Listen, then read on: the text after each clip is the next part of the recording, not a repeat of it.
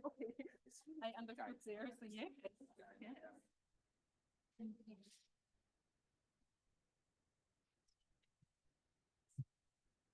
Want me to take out some tips? No. Here will be the screen, right? Okay. Yeah. So maybe there Take a table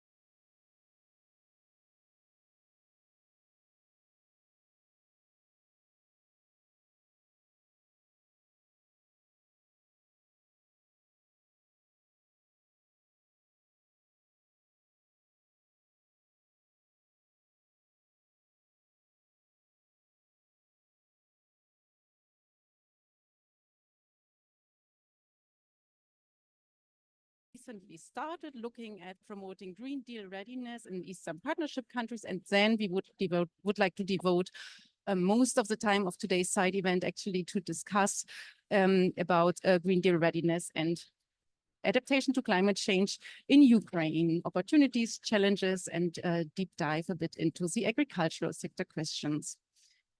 So welcome. I have one person sitting here today with me in person. A very warm welcome to Nuri Osbak-Dadley from UNDP, your climate change specialist to Europe and Central Asia. Welcome and thanks a lot for joining me. Thanks a lot. It's a pleasure to be here. And hi, all online colleagues, and hi, everyone. I learned that I have to turn on and take on my headphones. And thank you very much also to all the other panelists. I actually would like to use the time to introduce you all a bit later, if you agree, before we go into our panel discussion.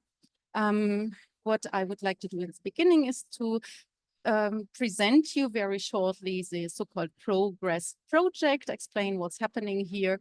And after this very short input, we would then like to dive into the panel discussion. Afterwards, there will be hopefully also some time left for us to discuss also, to open the floor and discuss with everybody here in the plenary. Unfortunately, we started a bit late. So I have one logistical navigation question to Nuri. I would like to have a very quick introduction. You need to leave in 10 minutes, is that correct? Yes, unfortunately, I need to leave 2:30 for another public. 2:30. So what I'll do, I'll be very quick because I think the focus anyway lies in our thematic discussion. I'll be very quick and then I would open the panel discussion with you, and I hope for understanding from everybody else that I give Nuri the floor the first time for you to be able to share your thoughts and insights. Yes, with that, I would very much like the colleagues to share the presentation which was prepared for introducing a Progress project. And I would, in the meantime, already start to quickly share some information while the presentation will hopefully be shared in a couple of minutes. The Progress project, Progress stands for Promoting Green Deal Readiness in Eastern Partnership Countries. It's a project which is being financed through the International Climate Initiative of the German government, has a budget volume of 20 million euro and is active in 5 countries, which are Armenia, Azerbaijan, Georgia, Moldova, and Ukraine. It started already in September 2023 and will last until April 28. You are supposed to see some slides here. If you don't, I assume there are technical challenges, and I would just share the information I have available here without the slides, and I hope you can follow me. Yes, maybe what's important also to share is that this is quite a huge project, and there are several implementing partners who support the implementation of activities. And those include, for example, the European Business Association of Moldova, GIZ, German Technical Cooperation Institute of Economics and Forecasting of the National Academy of Sciences of Ukraine, OECD, the REC Caucasus, Regional Environment Center Caucasus, and of course, several other organizations which are partners in the individual countries. The goal of this project is at the end to contribute to long-term mitigation and sustainable development, which is consistent with the EU Green Deal targets, and actually with that also is aligned with the objectives of the 1.5-degree target of the Paris Agreement. And through the Progress project, actually a sectoral focus is proposed. That means the activities will very much focus on the agricultural sector. Yeah, and in that regard, also to look at respective value chains. There are also, I think that's interesting to share, there are basically 5 components. That means areas of work, I would say, in which the project is working. The one includes the whole policy framework improvement, The other one, private sector engagement, which is of course very, very relevant when it comes to value chain work. There is rural community action, and I see that is not the correct slide. Yes, this one, don't worry, I will not read everything from the slide here for you, no bother you with too much detail. Yes, policy framework improvement, private sector engagement and cooperation with the private sector, rural community action, which of course, I believe you can imagine looking at agricultural topics and challenges, that is very crucial. And of course, very relevant, green finance. And the question actually, how one can find sources and instruments which actually help to finance the green transition, which is necessary, and also which help finance to set up a resilience to climate change in the agricultural sector. Last but not least, knowledge management, exchanges, and good practice communication. There's one joint action. You see this, the outcomes here. I will also not bother you with too much detail, but it's important to mention that there is also EU co-finance joint action, which is connected, very much connected to the Progress project, and it has 3 outcomes, and in that way is working synergetically with the project activities, and that is also capacity building, improvement actually of capacities to be able to measure GHG emissions and to reduce GHG emissions, and of course also looking in adaptation field. Secondly, demonstration projects to show how solutions can work, and last but not least, very important again, green financing framework development, which actually OECD is very much working on in this context. I believe I would leave it with that. What is important, and that would be the next slide, is important, maybe 3, I would say, guiding concepts, which are being considered during the implementation of the project. And that is on the one hand, of course, the EU Green Deal, and you can see a bit of an outline of actually all the policy areas which the EU Green Deal tackles, which is quite a wide coverage. I will not go into detail. If you have interest to exchange, we can maybe do that a bit later. And the so-called farm to fork concept. I don't know if everybody of you knows it, but that's quite a relevant and very innovative approach.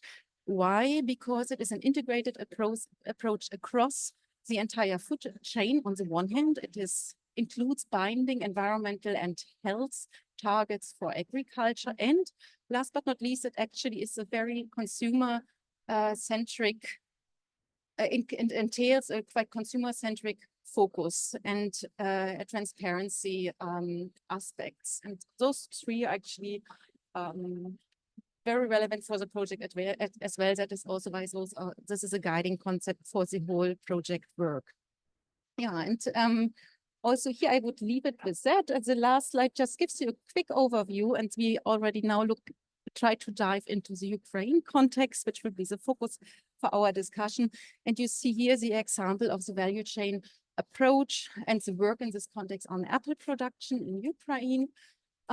As we will have time to discuss a bit now during the panel, I would not go into detail here. You see what has been done, or you see a bit of an overview of a SWOT analysis, looking at strengths, opportunities, weaknesses, and threats. And of course, seeing the Ukraine context, there are several challenges which really have to be considered, which go along with the war in Ukraine. Yes, and you see here also some activities which have been or will be covered by the project, but I propose not to go into detail because of the time constraints we face. And I thank you very much for your attention for the presentation. And I would propose we close the presentation for now. Or come back to the slide which shows our panelists for our panel discussion. I must say there was a bit of an adaptation to the panelists, and I will introduce everybody just in a second.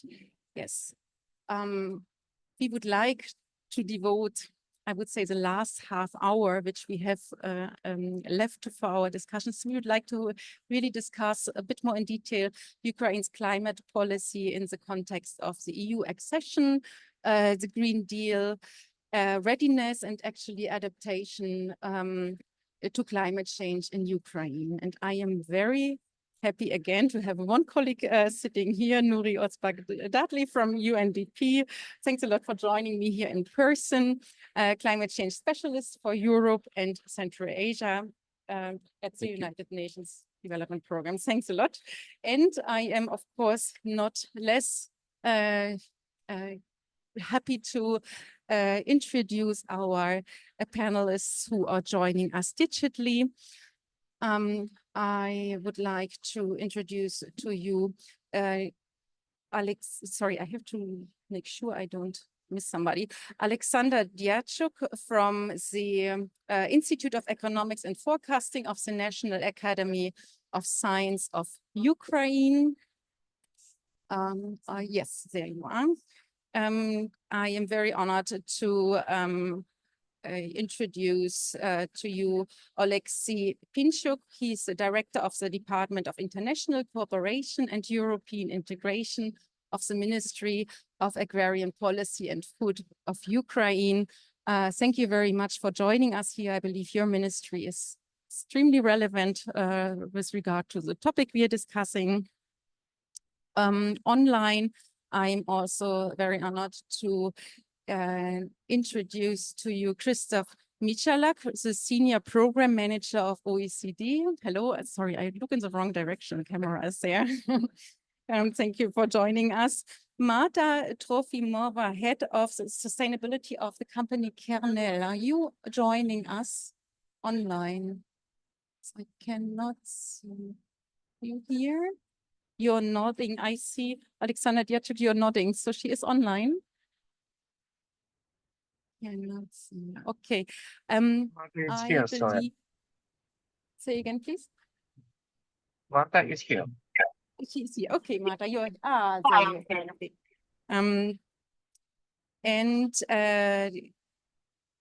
Yes, and last but not least, Rovshan Abbasov, he is advisor at GIZ, and he is working for the Progress Project and for the EU for Climate Resilience project in Azerbaijan, part of the Azerbaijan team. Thank you very much. And I kindly ask for your understanding that I would give the first question to Nuri as he has to leave. Unfortunately, this is not according to protocol, but I would like to give him the chance to share his thoughts. So Nuri, how are international partners actually helping to strengthen climate adaptation efforts, and what projects and initiatives has UNDP implemented with Ukraine, and what are your future plans? Thank you very much, and thanks a lot for understanding, for the invitation, first of all, and secondly, I need to leave very early, and it will be a challenge for me because I need to summarize everything in 2 minutes. But first of all, as you might know, UNDP has been working for climate, nature, and environment for years, especially with the Climate Promise, the initiative for starting since 2019. We have been working with more than 110 countries on NDCs and related climate policies and implementation. And I'm very happy to say that with the Climate Promise, we have been able to enhance the more than 50% of the all NDCs with the adaptation. And now with this support is being now enlarged with the Secretary General's call, and we call it now Climate Promise 2025. And with the Climate Promise 2025, all UN systems come together and working with the governments to prepare the next cycle of NDCs, NDC 3.0. And thanks to government of Ukraine that we are in touch for the preparation for the NDC 3.0. But specifically on adaptation, UNDP is the largest portfolio on adaptation in UN system, and we already have ongoing $1.25 billion project, which is actually more than $2 billion with the involvement of the co-finances from the governments. And within that, we are trying to link the adaptation issues into the sectoral planning, into the national planning, and we want to continue with this process with not only UN partners, but also non-UN partners like GIZ, NDC Partnership, and other organizations. And specifically on Ukraine, thanks to EU, we had the project on EU for Climate, which is finalized on end of 2023. That project really paved the way for Ukraine climate policies integrating with the EU. And the process on the NDCs, the process on the national adaptation plans, long-term strategies has been on the process for aligning. And with the new project that you already mentioned, I believe that it will be a strong policies in the European neighborhood countries and specifically on Ukraine. And I would like to give just one message that UNDP has always been honored to work with Ukraine and countries in the region. And what we see from the Ukraine, despite all the challenges, war in Ukraine and all the challenges, still continue on investing for nature, investing for climate. And with the EU Green Deal perspective, with the Article 6 process that we already support government of Ukraine, and through the NDC 3.0, there are many lessons we can also learn from government of Ukraine and people of Ukraine. And one of the message, I think it is important for me that resilience and solidarity comes together. And for the adaptation, we will continue on project level, but also on policy level too.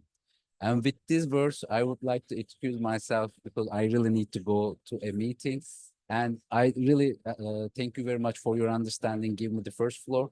But we will keep in touch, and my colleagues in UNDP country office, and I am based in Istanbul in regional hub, and the global team are always at your service. Thank you very much. No, but thank you very much. And thanks for the patience, and have a good meeting. Yes, thank you. With that, actually, I would like to address Alexei Pinchuk. I hope you can hear me well. Thank you very much for joining our panel discussion. I hope you agree that I ask you two questions, actually. First question would be, what is the top priority? What are the top priorities, actually, of your ministry for adapting to climate change? And especially, of course, as Ukraine moves closer to joining the EU. Thank you. And thank you for participation. And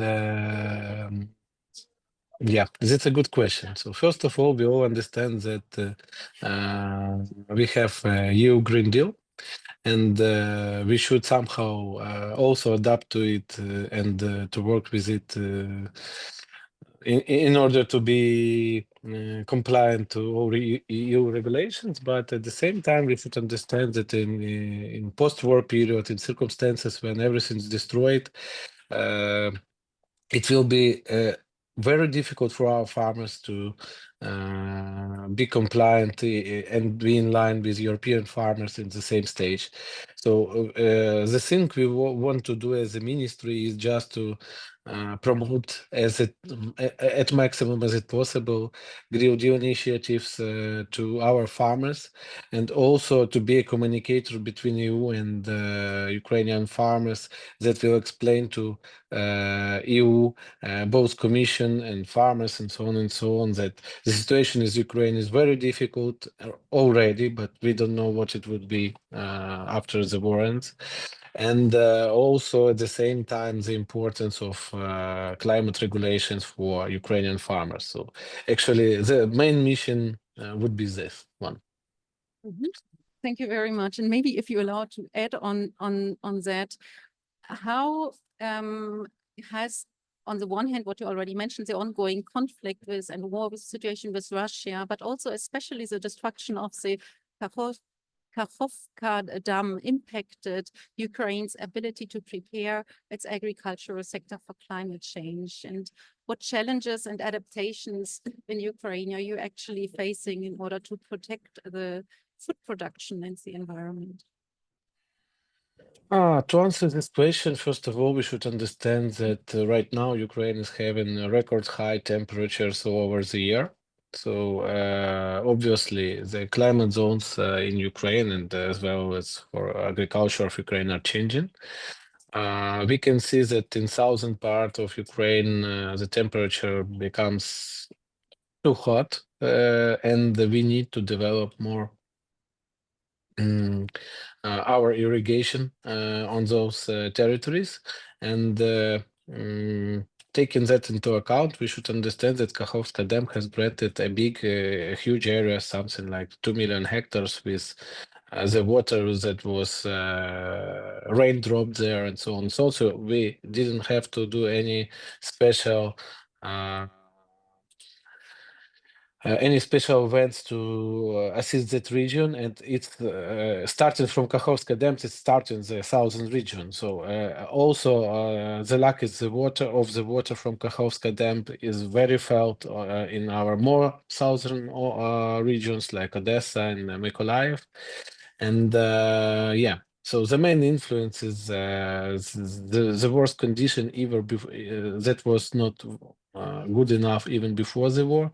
Right now we have a huge risk that southern territories will turn to desert, not like the black soils like it's now, and it's a big tragedy, and we already see the big influence. And for your understanding, we need at least 15-20 years to renovate the dam, and it takes about 5 years to fill actually the reservoir after the rebuilding. So it's a big problem for a long part of for a long time, and we also don't know where we will be able to start this work. So yeah, it's actually a big problem. Yes, thank you very much for sharing, and that is very well understood that there are huge challenges actually, and I believe also in a moment when we talk about green finance, that would also become interesting here. But maybe since we have now started talking about agricultural production in Ukraine, I would like to ask you, Marta Trofimova, and I really hope I'm pronouncing your names properly. As a global leader actually in sunflower oil production and Ukraine's top grain exporter, how is Kernel aligning its practices currently with EU climate standards? And what are the steps which your company is taking to drive sustainability in agriculture and actually set an example for the sector?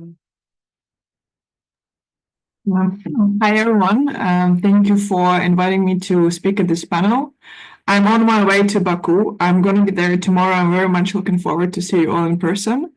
But for now, we'll contribute online. So exactly like you said, Kernel is one of the largest agriculture producers in Ukraine and the leading exporter of sunflower oil. And we have, on top of that, we have an established partnership with medium and small size agriculture producers in Ukraine. That's the program that we called Open Agribusiness. And this, through that program, through that channel of collaboration, we help other players on the market to improve their business operations, to improve their yields, to improve the efficiency of their business, and also provide opportunities for them to realize their commodities. And this is the first type of action that I would like to emphasize, because this channels of collaborations in the supply chain would be a priority for the cascadation and basically expansion of sustainability-linked requirements as part of the Green Deal. Because as a big producer, we have the resources. So Kernel actually has been implementing a lot of so-called regenerative agriculture practices for a long time. That includes reduced tillage, that includes cover cropping, application of bioproducts, application of inhibitors of fertilization, and more so, we have the resources to really test the new technologies on our R&D dedicated fields. But not all of the players have this has this possibility. Not all of the players on the market in Ukraine has the possibility also to understand to really, evaluate the effectiveness of these practices through, for example, the lab analysis, etc. So for agriculture producers such as Kernel, we see it as our prerogative to really engage with the supply chain and to really lead by example and to help others to integrate those practices on the market, therefore covering the whole of the as much agriculture sector as possible. All of these practices you can see actually in the pavilion. So this year Kernel has become a partner of Ukraine's pavilion, and we have brought with ourselves the showcases of these practices. You can learn more from them about them from the information materials that they are present in the pavilion. And that also includes the second type of action that I would like to contribute on. That is the methodological foundation of really monitoring and managing these requirements and the achievement of these requirements under the EU Green Deal. And that includes also the accounting for GHG emissions from farming operations and the monitoring of soil organic carbon. That's something that has a very scientific background. It's when you're talking about the emissions from farming operations, is a bit more complicated than, for example, from industrial process. So it requires more efforts and more inputs into that. And with that, what Kernel has been working on is on the development of the accounting system for the GHG emissions from farming operations that happen on the ground. That includes the primarily the machinery, application of fertilizers, and energy consumption. But also we have been working to establish a very rigid and holistic approach to really monitor the dynamic of soil organic carbon in the from our operations. And that's something that includes not only the attraction of existing methodologies, but also real mobilization of innovations and digital solutions, such as the modeling. And I think that's something that my colleagues here will also cover. To sum up, that's what I think would be the main role of big players such as Kernel, to lead by example, but also for other players in the market, but also to really provide a feedback on the practices that happen on the ground to the policymakers, to ensure that the policy development can be evidence-based and really based on data. Thank you. Thank you very much. And with that, actually, I believe it's very interesting to ask you, Alexander Diachuk, your institute, you're working for the Institute of Economics and Forecasting at the Academy of Sciences. And how actually is Ukraine's fruit and berry industry adapting to the challenges of climate change? And actually, what are the prospects for production, for processing, and for export in this sector? And maybe just to add additionally, what cooperative efforts with local partners are already underway to support those goals? Thank you very much. Thank you. Congratulations to Ukraine for the first day of the COP and for Azerbaijan to organize this meeting. I just want to say that climate change, of course, is not the first challenge for Ukraine. The war is the first, but not second. So it's very important for Ukraine, and Ukraine trying to be active on climate change mitigation and adaptation policies. So regarding the production and processing and exporting of fruit and berries, I can say that during the war, of course, we had a lot of challenges, and we have a lot of challenges. First of all, related with damage of logistic, energy infrastructure, etc. But our brave producers and traders trying to increase this. And take into account, of course, accession to EU, Ukraine trying to adopt EU legislation and adopting legislation and some rules, standards, etc. And for these projects, in particular, our institute will support government of Ukraine in legislation issue, on the different level, on the national, on the local, municipal level, and for business actions, and of course in green finance. It's a big issue, not only for Ukraine, but as we know, this scope, I hope, will provide a lot of answers for questions how to find the financing, including for developing countries like Ukraine. So, and we will work on this to establish and improve our financial system for supporting measures, policy actions for producing green products and creating green jobs, etc. And additional point can be that we have good possibilities for increasing, for adopting, but we see, as Alexei Pinchuk said, that this year climate change is happening much faster than we projected. So we should be more active, more rapidly implement different rules and standards, but from other side, to provide support of our producers and not only in agriculture, but also in processing and exporting. Thank you. Thank you very much. I think that all outlines the huge challenges which actually Ukraine faces. And of course, one is the thematic content work and also the, let's say, planning and preparation of implementation. But of course, another aspect which is crucial in this regards finance. And I know OECD has been very active in the past on the topic of green finance in the region and bilaterally in Ukraine. And I know you are currently very active. So, Christoph Michalak, I would like to address a question to you. What are the biggest opportunities and challenges for green finance in Ukraine, in your opinion, and especially given the country's need for reconstruction on the one hand and sustainable development on the other hand? Thank you.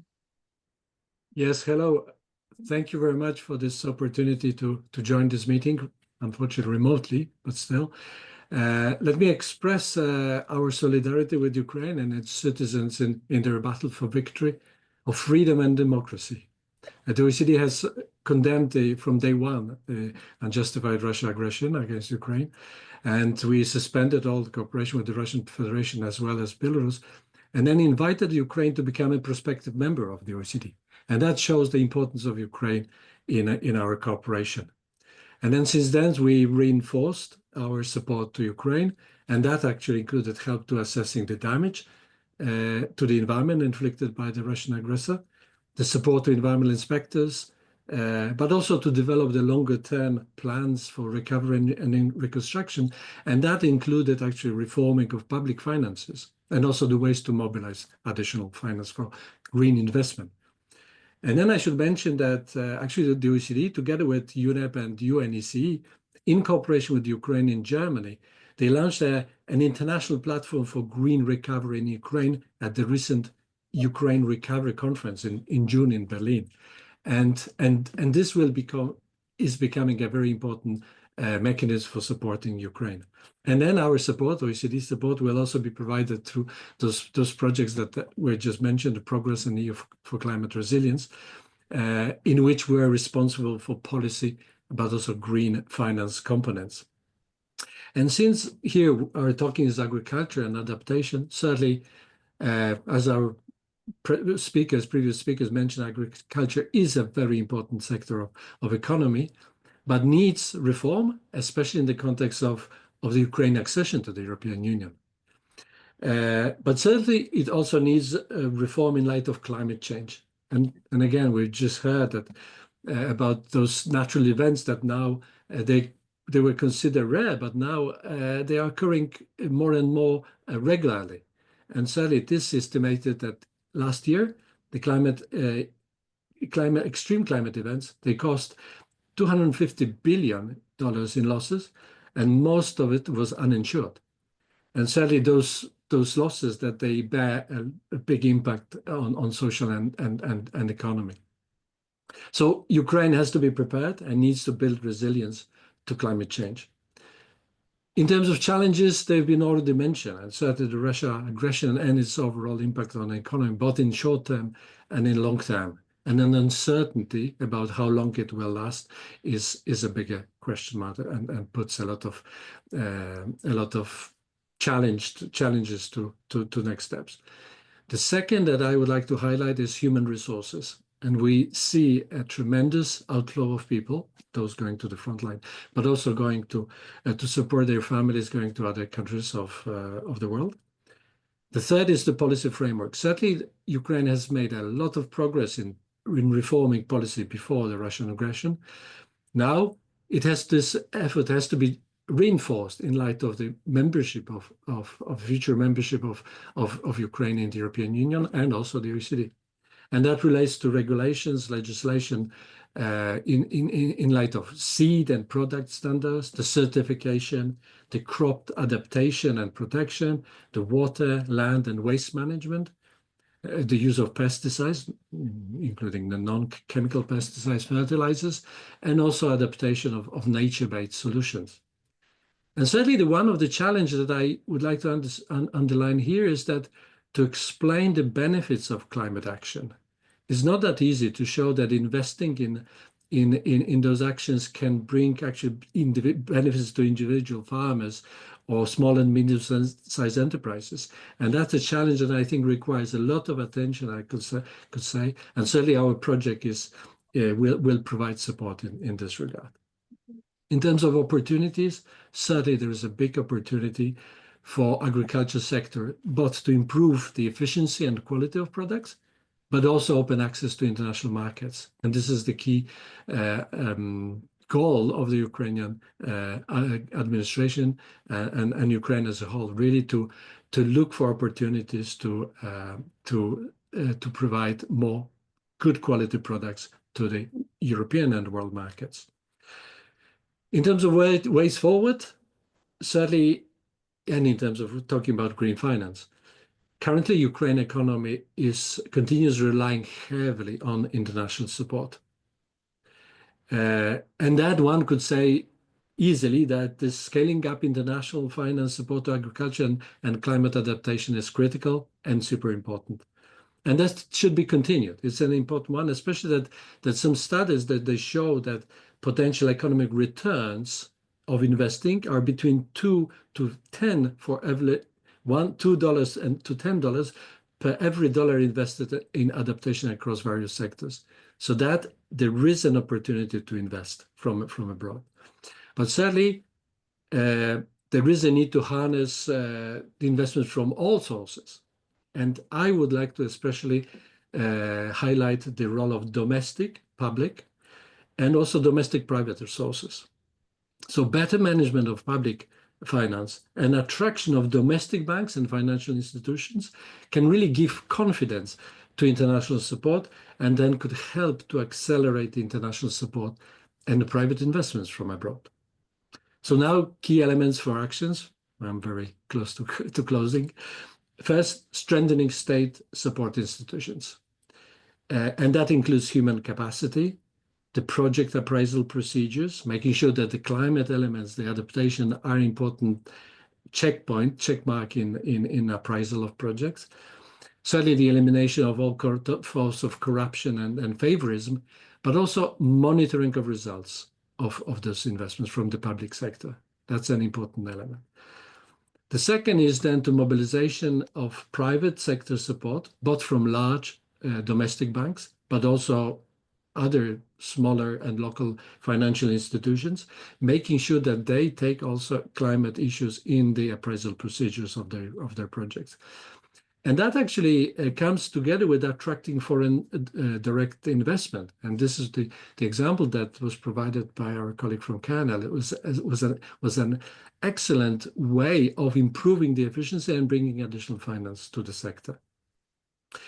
The last but one element that I would like to mention that has not been that underlined yet is the role of insurance. Insurance, it has been used as a just pure public support to farmers for a long time, but then this instrument has to be reinvented and really take into account the impacts of those extreme events, and then the involvement of insurance companies and their burdens that may be coming from this is a super important element to bring this into account. And really a lot of innovative ways are being now considered at the global scale, but also Ukraine should be moving on this particular front. And then the final is the support to project development and the preparation of, and the development of proposals for financing. And the support should go both to farmers and also to finance providers. So again, those two elements are important to have a pipeline of good projects that are ready, solid for financing from whether local or international financing. So those are my 4 points, key elements for action: support, state support institutions, private sector support, reimagining of insurance, and support to project development. And our project now in cooperation with GIZ and from funding from Germany and the European Union, we're ready to provide the support to Ukraine. Thank you. Thank you very much.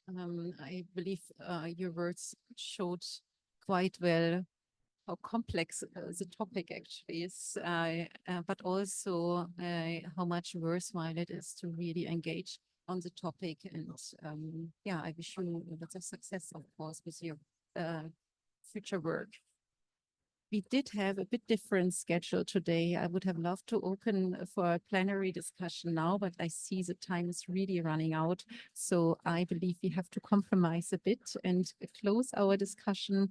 However, what I would like to do for us is to ask, give you all a choice, all the panelists. I would like to give you the choice to answer one of the two questions, given, of course, your perspectives. And either you can share certain takeaways which you take along now after, hearing the inputs, insights of the different panelists now, or you can share from your perspective and looking at the topic we just discussed, maybe share if you were granted a small wish, which would change somewhat the frame in which you work, knowing, of course, that it would not be a very huge wish which could be granted, but what would be something which would make your work in the context a bit easier? And as I said, I don't mean a huge wish or very significant, but what would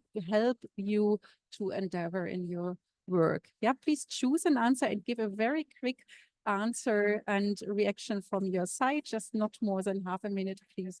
And I would like to give the word to Mr. Pinchuk. Maybe you start.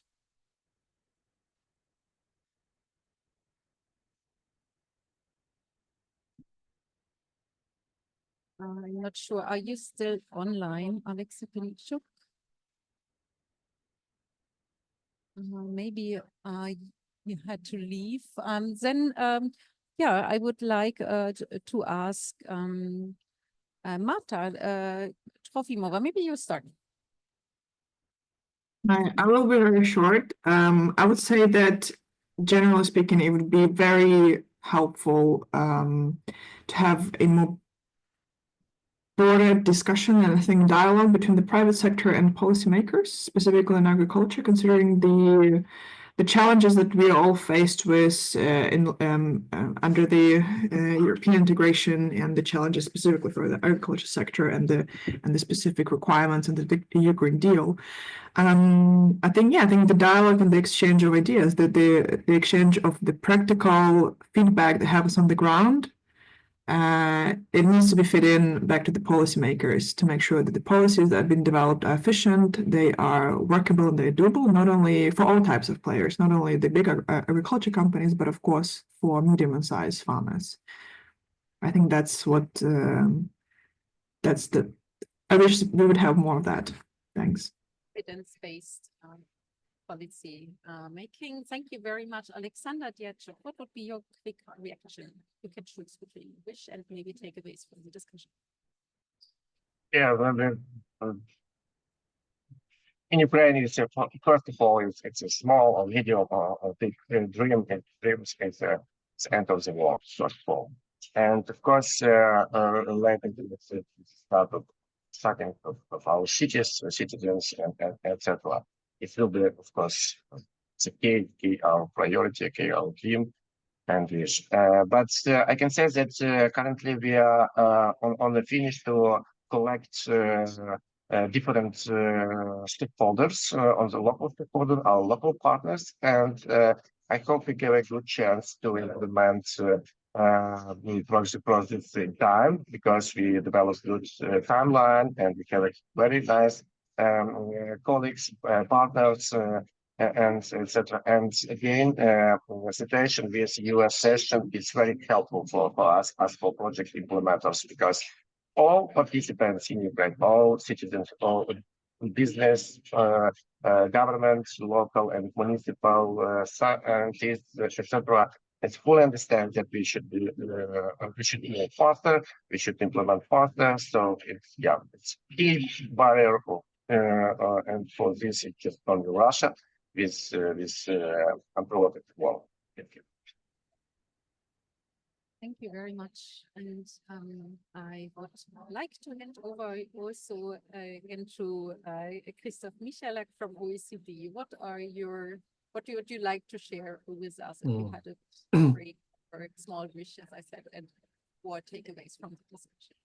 No, certainly I would like to share what just Alexander mentioned, that the stop of Russia aggression is the wish of myself and many people around. So certainly that's a prerequisite and precondition of any further really strong development.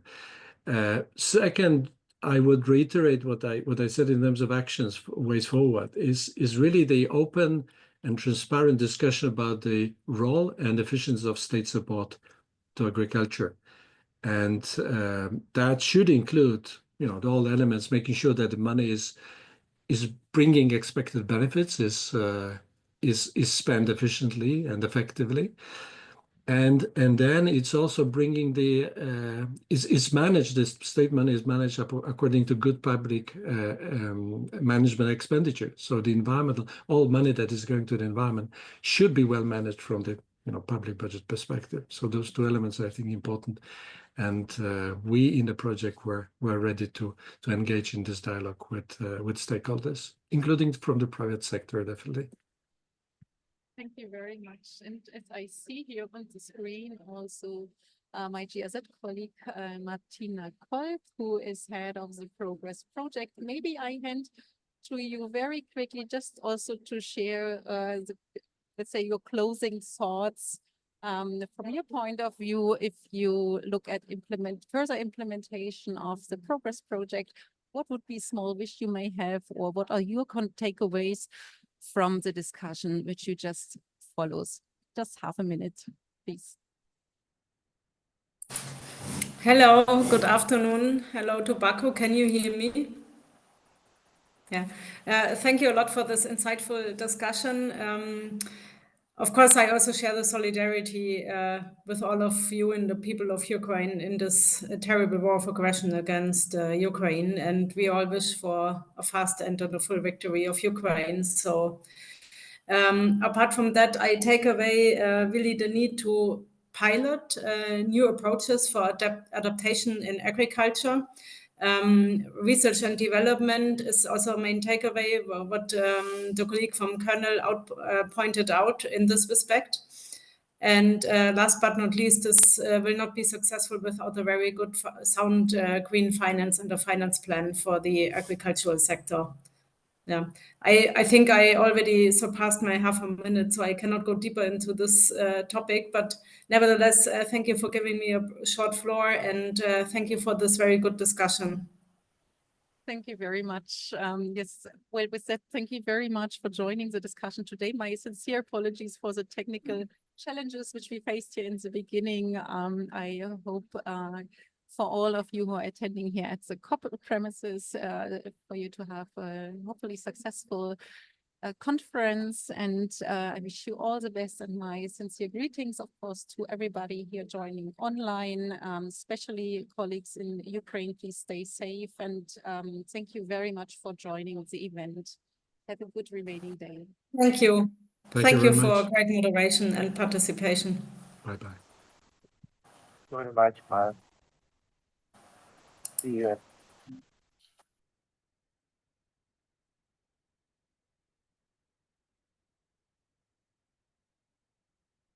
No.